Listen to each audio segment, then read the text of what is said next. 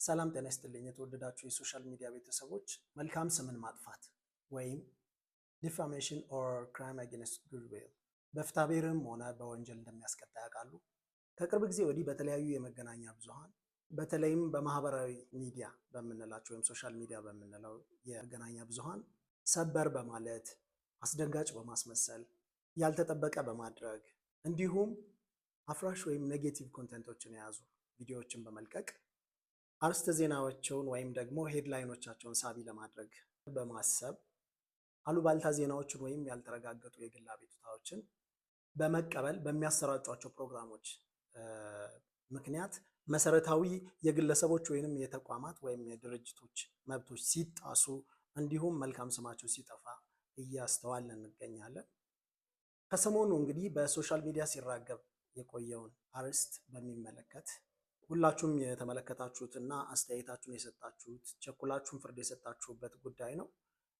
በስተመጨረሻም እንዳልተጠበቀ ሆኖ የመጨረሻ ሁኔታውን ያየንበት ክስተት ነበር። ይህም እንግዲህ የግል ተበዳይ አቶ ታምሮ የተባሉ ግለሰብ እንግዲህ በመልእክተኛውና ባላደራው በተሰኙ የበጎ አድራጊ ግለሰቦች ላይ የተነሳ አቤቱታ ነበር። ይህ አቤቱታ አንዱ ምሳሌ ነው።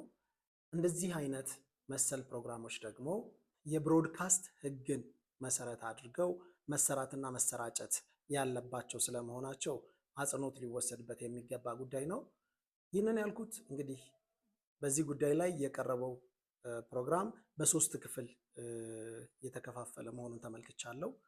ክፍል አንድ ጥርጣሬና የክስ መስማት ሂደት የሚመስል ነገር ነበር። ይህ የአብዛኛውን ተመልካች ቀልብ ከአንድ አቅጣጫ ወደ ሌላ አቅጣጫ የወሰደና ተጠርጣሪዎችን ከባድ ወንጀለኛ አድርጎ ያሳየ ፓርት ነበር።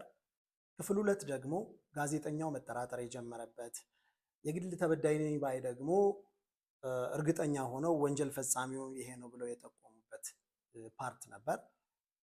ክፍል ሶስት ደግሞ የግል አቤቱታ አቅራቢው ፍጹም የአቤቱታቸውን አቅጣጫ ቀይረው የቀረቡበት እና በጥቂት ደቂቃዎች ውስጥ ሀሳባቸውን ቀይረው ሁለቱም አልበደሉኝም፣ ያጭበረበረኝ ሌላ ሶስተኛ ወገን ያውም ዮሐንስ ነብሮ የተሰኘ ግለሰብ ነው ያሉበት።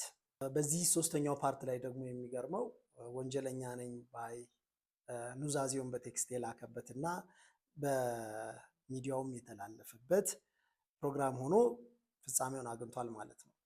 ከዚህ መረዳት የምንችለውና የመጀመሪያው ልናገር የምፈልገው ነገር ለእዮሃ ሚዲያ ነው።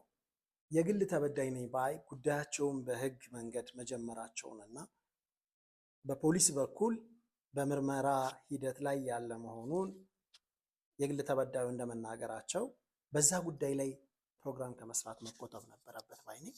ምክንያቱም የፍርድ ሂደትን ወይም ምርመራ ሂደትን ማደናቀፍ ራሱን የቻለ ወንጀል ሆኖ እናገኘዋለን በኢትዮጵያ ሕግ። እንዳያችሁትም አጥፊም ሆኑ ተባባሪ የሆኑ ግለሰቦች ፕሮግራሙን በሰፊው የመከታተል እድል ያላቸው መሆኑን መገመት ይቻላል። እነዚህ አጥፊዎች ምን አይነት ዝግጅት እንደሚያደርጉ መገመት ቀላል ነው። በፍርድ ቤት ወይንም በፖሊስ የፍትህ ማስከበር ሂደት ውስጥ ጣልቃ መግባት ስለመከልከሉና ስለሚያስከትለው ቅጣት እንግዲህ በሌላ ቪዲዮ በስፋት የማስቃኛችሁ ጉዳይ ይሆናል። ሁለተኛ እንደተባለው የሁለቱ የበጎ አድራጊ ግለሰቦች ስም ያላግባብ ከሆነ የጠፋው በስራቸው በማህበራዊ ህይወታቸው ሊደርስ የሚችለውን የሞራል ጉዳትና ኪሳራ ሊተካ የማይችል ስለመሆኑ መገመት አያዳግትም። ምናልባት ፊታቸውን አለማሳየታቸው በጀ እንጂ እንደኛ ባለ ሀገር ደግሞ የህይወት ሪስክም ውስጥ ሊገቡ የሚችሉበት አጋጣሚ ሊፈጠር ይችል ነበር። ለአመታት የተገነባ መልካም ስም ወይም ጉድዊል የምንለው በጥቂት ሰዓታት ውስጥ ወይም ደግሞ የጥቂት ሰዓታት ቆይታ ባለው ቪዲዮ ገደል ሊገባ እንደሚችል ማሳያው ይህ ቪዲዮ ነው። የተለያዩ ሰዎች በሀሳባቸውን በኮሜንት ወይም በተለያዩ የሚዲያ አጋጣሚዎች ሲገልጹ እንደተመለከትነው ግለሰቦቹ ከመልካም ሰውነት በቅጽበት ወደ ሌባና አጭበርባሪነት የተቀየሩና የተፈረጁበት ሁኔታ ስንመለከት እንግዲህ በግለሰቦቹ ላይ የሞራል ስብራቱ ከፍተኛ መሆኑን ማሳያ ነው።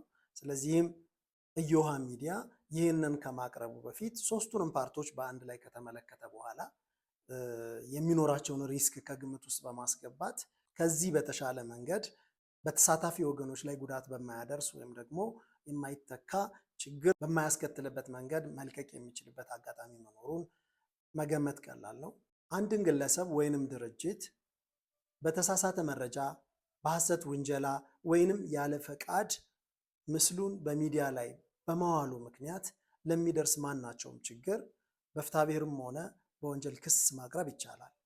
ባሰራጨው አካል ላይ እንዲሁ ከፍትሐብሔር እስከ ወንጀል ኃላፊነት እንዲሁም ደግሞ ከማስጠንቀቂያ እስከ ፈቃድ መነጠቅ ድረስ ቅጣት ሊያስከትል የሚችል የወንጀል ኃላፊነትን ያቋቁማል። ስለዚህም ተመልካቾቻችን መሰል ይዘት ያላቸውን ቪዲዮዎች ለተመልካቾች ከመለቀቃቸው በፊት ጥንቃቄ ማድረግና የሚዲያ ሕግን እንዲሁም ደግሞ የወንጀል ሕግ እንዲሁም የፍትሐብሔር ሕግ ድንጋጌዎች ምን ኃላፊነቶችን ሊያስከትሉ ይችላሉ የሚለውን በአግባቡ በማጤን ቢለቀቁ መልካም ነው የሚል አስተያየት አለኝ። አመሰግናለሁ።